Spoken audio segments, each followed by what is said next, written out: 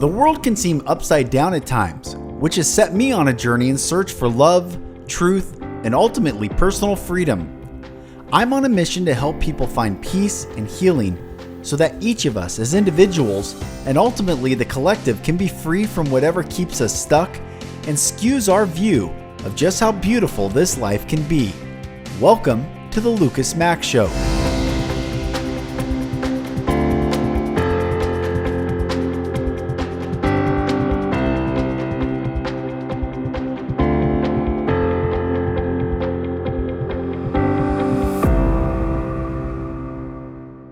Hi, everyone. Welcome back to the Mack Show. I am Mack. Thank you for joining. If you're keeping your eye on what's going on in the world, it seems like we can look at how the media and really the accepted zeitgeist demonizes certain figures and props up other figures, or speaks negatively about certain figures without ever using the same scrutiny that they presume to show us that they use on these people that they speak negative about. They never do the same scrutiny on the ones that they seem to love. And it's such a false reality that the media presents, and quite frankly, that religion presents and government presents, and society is in the crossroads right now of a great war for your and I's mind, and ultimately your and I's soul. It's so fascinating where I used to think that if you've seen the show, The Man in the High Castle, that's a show that I highly recommend everyone watching because it deals with the multiverse. And I don't want to give anything away if you haven't seen it, but there is this theory that in 2012, when the predicted world was ending, that all the different timelines that existed, all the multiverses collapsed into one multiverse, or one universe, uni being one from the multiple that existed. I was even reading a Napoleon Hill book this morning, and it referenced universes. And I thought that's such an interesting term.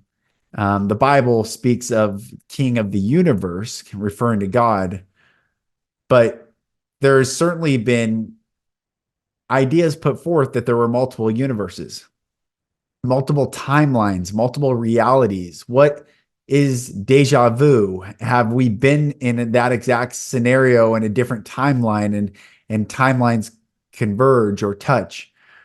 There's a lot of theory on this. However, The Man in the High Castle was really fascinating because it presented a complete different reality. It starts with a complete different reality than what we know from World War II. And I'm going to talk about it without, you can still watch it, and it's a fantastic show, I think. But it starts that America lost World War II, and that Germany and Japan won, and they take over the United States. Germany all the way to the Colorado Rockies, and Japan all the way to the Colorado Rockies, and they called it the neutral zone in the Rocky Mountains, so that Japan and Germany didn't come into conflict with one another. And there is somehow these tapes, and this takes place, this is after the war, so late 40s, 1940s. Someone, this man in the high castle, is sending these tapes out on these reels, these old movie reels, and people are getting access to them and seeing a completely different reality than the one they lived in. And the reality that they're being shown on the tapes are that the US did win and Germany and Japan lost. And it's the reality that we're presented in this real-time reality. But the whole show goes into the Nazis figured out the multiverse. And through a portal, they were able to access different multiverses. And if they could access one different than their present reality, then they could take over all the multiverses. A lot of shows have come out talking about similar things. Like if you've seen Stranger Things and the upside down and realms and dimensions, and we're talking about different timelines. And there's this whole theory of Project Looking Glass that the day that Donald Trump won in 2016, the very next day, John Kerry flew to Antarctica and verified flight logs that he flew to Antarctica. And then the question was why. And one person that I've seen online describe why, and speaking about the timelines, is that they have some technology that they could have seen multiple timelines. But after 2012 and certainly 2016, 4 years later, they couldn't see a different timeline than the one we're currently on. So they thought that Hillary Clinton was going to be president. I thought Hillary Clinton was going to be president. I wrote down in 2003 three things. Two, I think, came true, and the third never came true. I wrote down in 2003 that in the last days, Benjamin Netanyahu will be prime minister. And I had friends that were Israeli at the time. They're like, there's no way. The Likud party was out. The leftist party was in. And Benjamin Netanyahu was kind of in exile. But I wrote, he will be prime minister in the last days. The next pope will usher in the Antichrist. So that was Pope John Paul II. Or no, when I wrote that, it was Pope John Paul II. But following Pope John Paul II was Pope Benedict, or Ratzinger, the Hitler or the Nazi youth, who abdicated his position, steps down and ushers in the current Pope that we have today. So those two things, I'm like, wow, what's happening? And Obama comes in, and Barack Hussein Obama, and you look up the meaning of his name. It's bizarre and wild why he would choose that, because his birth name is Barry Soetoro. And then I was thinking, okay, 2016, here comes Hillary. And Hillary didn't happen. And it disrupted the whole world. The whole world changed in 2016. Ultimately, the beginning of 2017, when Trump takes office, the whole world, as we know it, has seemed absolutely insane. I mean, just think it back. It's so crazy that so many things happen in our time. Within a span of 1 year, so many things happen, so many different massive headlines that when we were growing up, maybe 40 years ago, 30 years ago, 20 years ago, one of these headlines would be massive news forever, for a very long time, extended period of time, months. But we have so many of those massive headlines that it's just here today, gone tomorrow.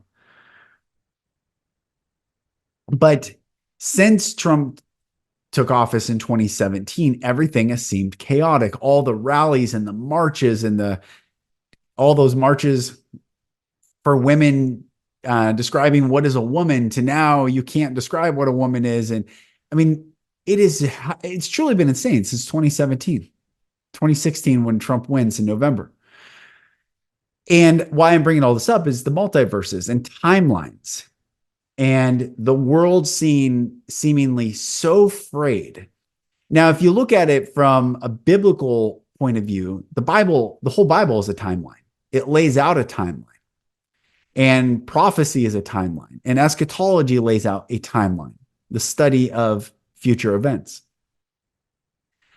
And when 2017 happened, when Trump enters office, the trumpet, the one who brings in something new, from my perspective, people started to become disillusioned from these institutions that framed up a certain narrative that told us to believe exactly these things. And if you don't believe exactly these things the way they tell you to believe them, then you become demonized, ostracized, kicked out of your silence, your, what do they call it? You're censored online, you're silenced, you're shadow banned, you're removed from the public discourse, quote unquote, the public discourse, because essentially there is no discourse if you can't allow diversity of thought and speech. But this all started happening in 2017 at a massive scale that we have never seen before. And it all has to do with timelines, where what timeline are we on? So in The Man in the High Castle, they're living in a reality, and someone inserts and injects a completely different reality, and they're looking at film, seeing that a completely different reality is taking place, or did take place, or is possible. And it wakes all these people up of what's possible. How do we overthrow this tyranny? And we are finding ourselves. Why I bring this up is we are finding ourselves in this exact moment right now. And I read something this morning where no one's waking up anymore. Everyone has chosen whether to stay asleep or awaken, and that's the soul's journey. And really, there can be no judgment. But there are no more massive movements. People are either going to love truth more than anything, or love comfort more than anything. But those two cannot live in unison. Comfort and truth, although sound great, cannot live in unison, because truth will always disrupt the lie. And if we've been fed lies, constantly barraged with lies on what is true, what is the earth, what is space, what, like listening to Joe Rogan, I was listening to a podcast with Joe Rogan and Cat Williams recently, and I'm just saying we know more about space than we do what's under the ocean. And we know so little. But the way that it's framed up for us of what they teach, it's that we know so much. And if we have believed the lie that we know so much, it stops us from answering or asking questions and seeking answers beyond the served up, neatly packaged, I'm going to say fallacies that they teach us. And it's kept humanity for so long in a state of submission to these authoritarian institutions and figures. But I hope that for you, certainly for me, there is something deep inside you that is beckoning you, that is urging you to seek beyond the forms of control, seek beyond the accepted narrative, seek beyond the neatly packaged fallacies that are presented, simply because deep down you start to honor the inner voice inside you, the still small voice inside you.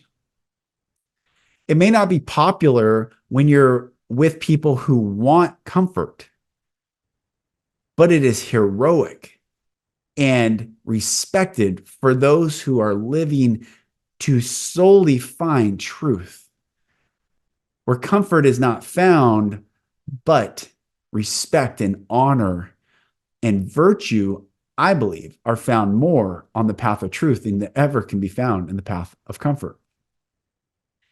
And I was reading this Napoleon Hill book, which is pretty good. I would recommend it. It's called Outwitting the Devil: The Secrets to Freedom and Success. Pretty good. But I read this line this morning that I wanted to read to you. I think this is an important line. It says, "Success usually is but one short step beyond the point where one quits fighting." Success usually is but one short step beyond the point where one quits fighting.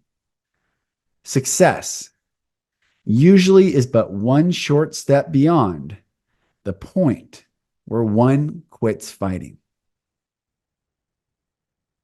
Another line here on this page I underlined is, "Failure often serves as a blessing in disguise because it breaks the grip of hypnotic rhythm and frees the mind for a fresh start." But I'm going to read that line one more time, then I'm going to comment on it. Success usually is but one short step beyond the point where one quits fighting. Why would we quit fighting? Fighting for what we want of our lives, in our lives, fighting for what we want to become. It's usually because we end up choosing comfort. It's uncomfortable to keep fighting. It's uncomfortable to wake up and to do it again, and to do it again, and to do it again. However, if you ultimately, dear one, want success in whatever you endeavor to take on, be it in your marriage, certainly I've been going through, my wife and I have gone through the most intense period in these past 2 years with her illness. And there were times we didn't think we were going to continue, and it was just so intense, but breaking through and persevering and every day saying, okay, let's go, one step beyond the point of quitting. That's where success is. See, we can either choose comfort or we can choose to be free. Truth makes us free. often, so I talk about it on this podcast, is where love is present, truth will come forth, resulting in our personal freedom. Our freedom to know, to be, to see, to learn, to acquire information and knowledge all reside on the path of truth. They don't reside on the stagnant place of comfort. And why I'm talking about timelines is because right now this world seems nuts. I think it's nuts. It's nuts. What is true? What is real? I have seen documentaries. I've watched two documentaries that one documentary is 10 hours long because there's 10 episodes that are each an hour episode, showing exactly the opposite of what we're taught in World War II. The exact opposite. I've listened, and it's so, it's like, well, did that exist on another timeline and not on our timeline? If you've gone down, um, if you've heard of the Mandela effect, like when I was growing up, and I've seen videos, I've seen people show books where the Berenstain Bears books, and now it says the Berenstain Bears. Or when I was I used to be a server at Red Robin, a restaurant that I don't know if any of you have ever gone to, but I worked at Red Robin for a few years, and I was a server, and I used to go by Luke, and so I'd wear a name tag that said Luke. I cannot tell you hundreds, without exaggerating, hundreds of times people would say, Luke, I am your father. Luke, I am your father, referencing Star Wars, where Darth Vader tells Luke Skywalker, Luke, I am your father. But if you watch that movie now, he doesn't say, Luke, I am your father. He says, no, I am your father. That's a Mandela effect. And it can be dismissed as, oh, we just remembered it wrong. No, we didn't remember it wrong. I'm not going to be gaslit, and you cannot be gaslit into believing these are timeline changes. Did something change? Is it intentionally allowed to remain to wake us up, to break the matrix in a way, with the cat that repeats in the hallway when Neo sees it and it's a glitch? Perhaps. But what I'm saying is this timeline that we're in, the world that we're in, is so bizarre. And yet, no matter how bizarre it is, you and I have the responsibility to keep going, to keep choosing for ourselves success in every category. Our relationships as husbands and wives, or in primary relationships with others, our partnerships, investing in our children and the next generations, to pour love and to steward them well. Success in our health, both in our mind, our body, and our soul. Success in our career, the pursuit to make a great impact in this world. And success in our friends, people that we choose to invest in and receive investment from, who show us unconditional love, who ultimately become the family that we choose. You and I have that great opportunity to take responsibility in our own life, no matter how chaotic this world seems, to keep pursuing success in whatever you want. The Bible says where there is a lack of vision, the people perish. And it also says hope deferred makes the heart sick. So where there is no vision, there is no hope. Where there is no hope, there are sick hearts. And where there are sick hearts, there is a dying, decaying society, which is what we are experiencing right now in government, religion, in medicine, in every institution that you can see. You look at the streets, you look at the degradation of perverse content being funneled, pushed, and shoved down everyone's throats, whether it's on Netflix, whether it's online. You see the need for validation and to be seen. So all these people are trying to be famous on social media platforms, doing outrageous things. And all this is just spiraling. It seems out of control. Why? Because something inside humanity ultimately is crying out that we are broken, that we need help, we need to be seen. We need to be heard. We need to be loved. And all of that is available. You don't have to go to a church. You don't have to go to religion. You can stop and get honest within yourself. Get honest with the thoughts that run through your head. Get honest with the feelings that are in your heart. And then reverse engineer them and find out where those originated from. Who was the first person origin, or what was the first event origin of those thoughts and feelings? And when we start to deal with these and tackle these, then we can ultimately, which is when you deal with them, you face them, you're facing the truth of them. And truth leads to freedom. So you can ultimately get free. This timeline, whether, and the theory is, I think I said it, but getting back in the timelines, the theory is that after 2012, all the timelines collapse to one timeline and there's no deviation from it. So we're moving forward with this new timeline, and it correlates, I believe, with the age of Aquarius, the age of water, which is healing, which is life-giving, which is washing away all the lies. And I've written about it in my latest ebook, and I've talked about it on the podcast, this wall of water, which symbolizes the truth. And I've heard many times from God say, first comes truth, then comes healing. So truth has to come, but truth always disrupts comfort. And this is the time that we're in, is disrupting the comfort. Now, I've talked a lot in my private circles. I have suffered so much in my life, mentally, spiritually, physically, sexually. It was all the stuff I have gone through, even the stuff in my marriage, being gang stalked, being traumatized in so many different ways. And I don't want to suffer anymore. I'm done with suffering. This is one of the things I have learned this past year. I'm done with suffering. And yet, it got to this place where I wasn't sure if I wanted to go in any further, because going within any further hurt. It hurt beyond me wanting to be free. There was a point where I finally just got to, what is a boundary and what is a rejection of me not wanting to grow. But I ultimately came back to understanding that if I want freedom, freedom will come at the cost of my comfort in any form, physical, spiritual, mental, sexual. It will come at the cost of my comfort.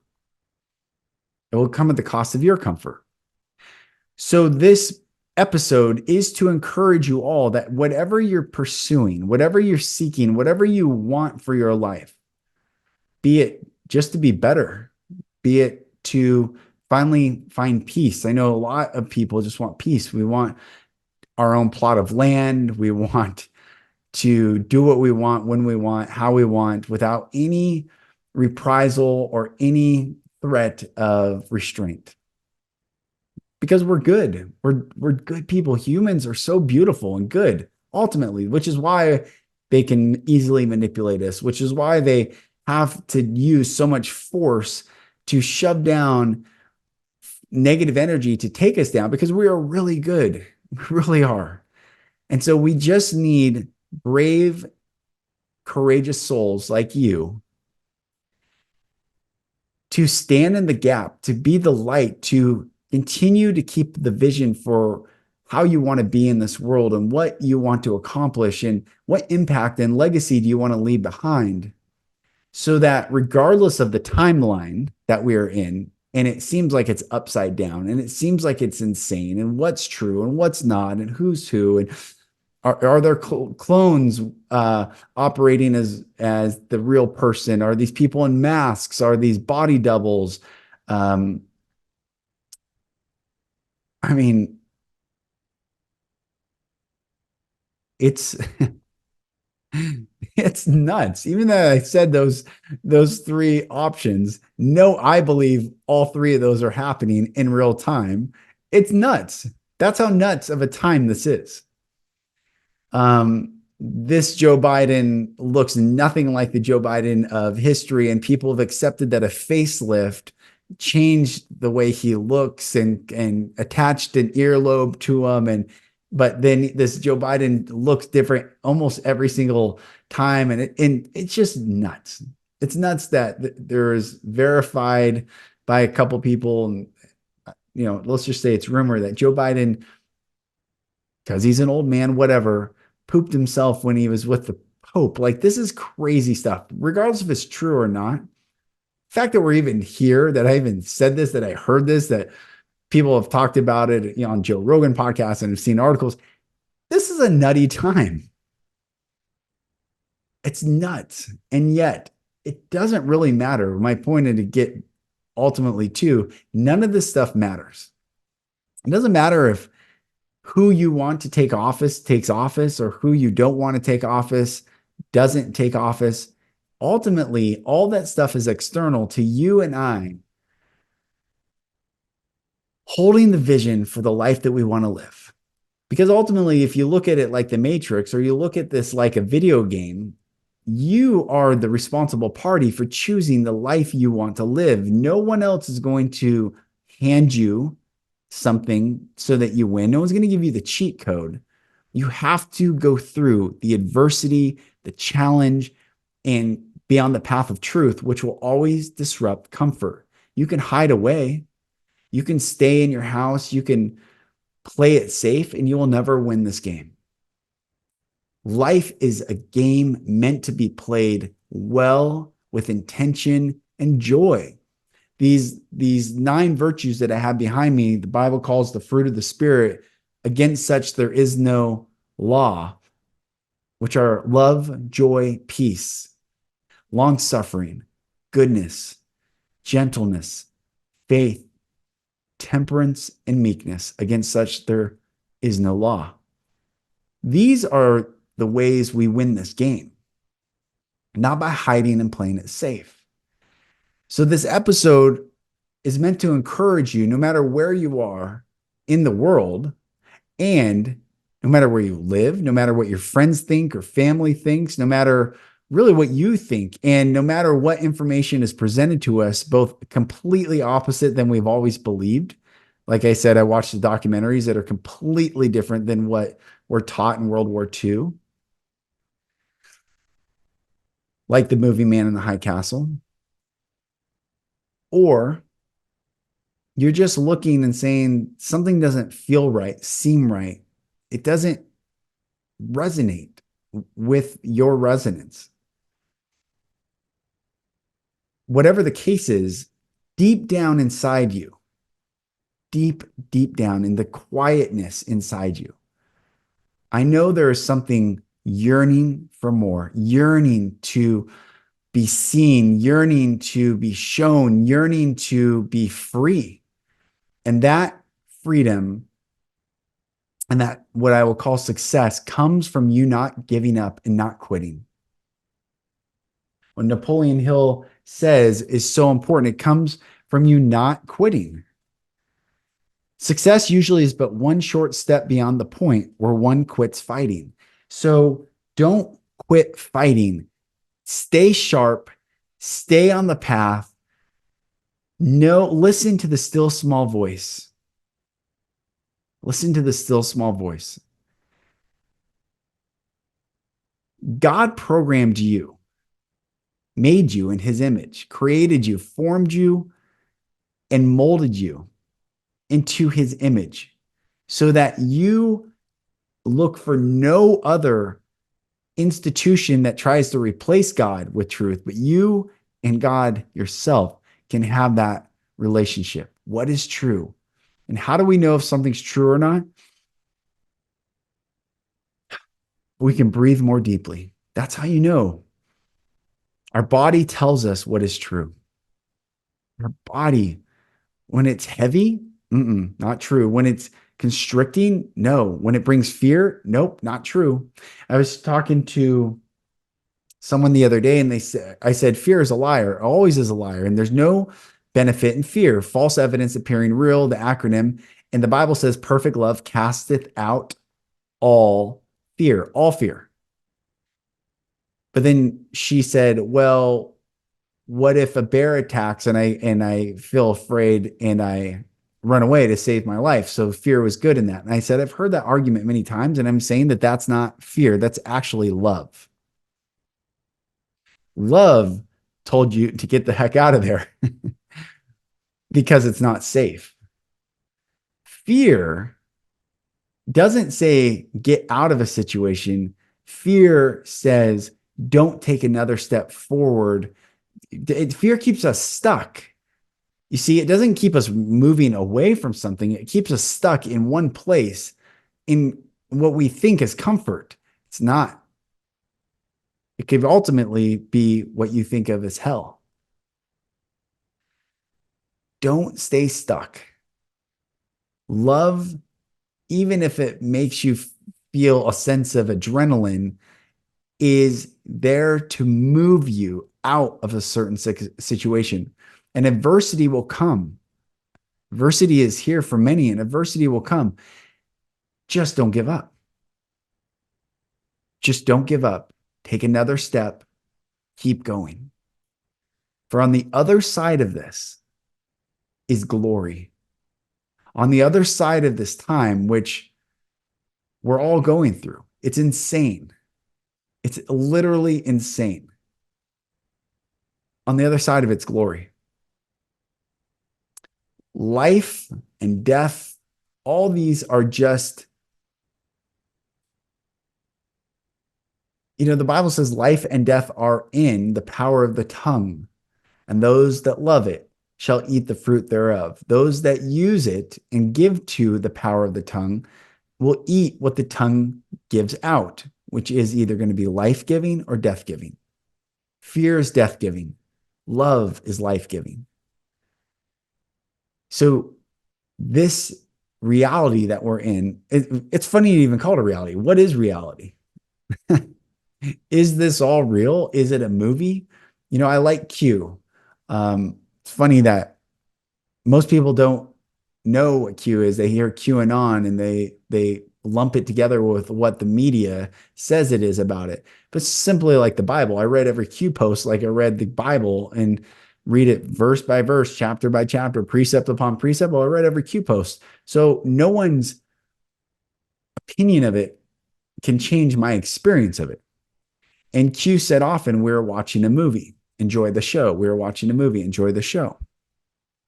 So maybe this isn't reality. Maybe we are watching a movie to change the consciousness of humanity so that we don't self-destruct, so we don't destroy each other. America, I know a lot of people listen from around the world, but America is the only country in a civil war that killed 620,000 of its own citizens in violent hand-to-hand combat most often. All because, well, a lot of reasons.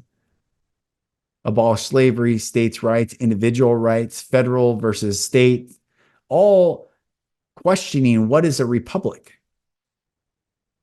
and what is the individual and where do rights, the Bill of Rights, stay and remain forever. It was a war for the Constitution, ultimately. And it was a war to say all humans, not some, not certain, all humans have the same inalienable rights from their creator.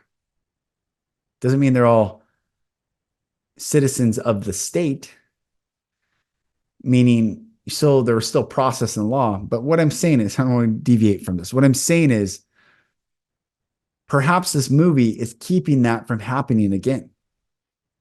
Perhaps this insane reality is keeping that from happening again.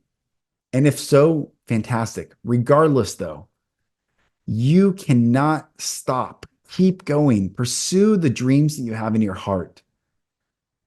Be the person you want to be. So at the end of your day and the end of my day, we can look back and we can be the heroes of our own life. I share often, and I know very powerful people, but I am the most powerful person I know in my own life. I am so proud of myself for what I've done, spoken about, faced, not hidden, brought to the surface. done in this world. And I want every person to feel that for themselves. It's the greatest feeling. I finally understand self-love when I fully stepped into courage. So with that all, brothers and sisters, I just pray a blessing over you, and I'm going to pray and close this out. But wherever you are right now, don't quit. Don't give up. That's the message, regardless of the timelines and all the things I have mentioned. Ultimately, I just don't want you to give up. Keep going, because success is one step beyond you quitting fighting for what you want. Let me pray.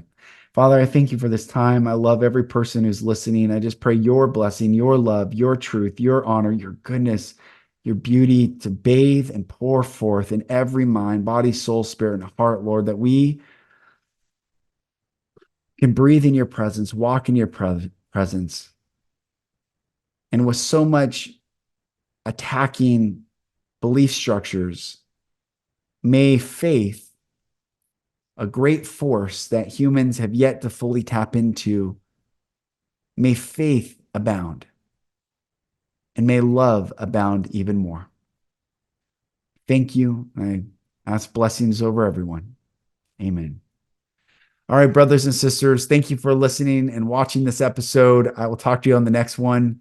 As always, go to my website at lucasmack.com. You'll find content there. If you're looking for support, if you need help in coaching, reach out to me. Coach men and women, coach all ages. For those looking to be free, find purpose, and really calibrate on where they're going and how to take the steps to get there. I'm Lucas Mack, and this is the Lucas Mack Show. I'll talk to you on the next episode. Thank you for listening. If you're struggling to break free and need support, go to my website at lucasmack.com. There you'll find resources like videos and ebooks, and also information on how to work with me for coaching. Thank you again, and I'll talk to you soon.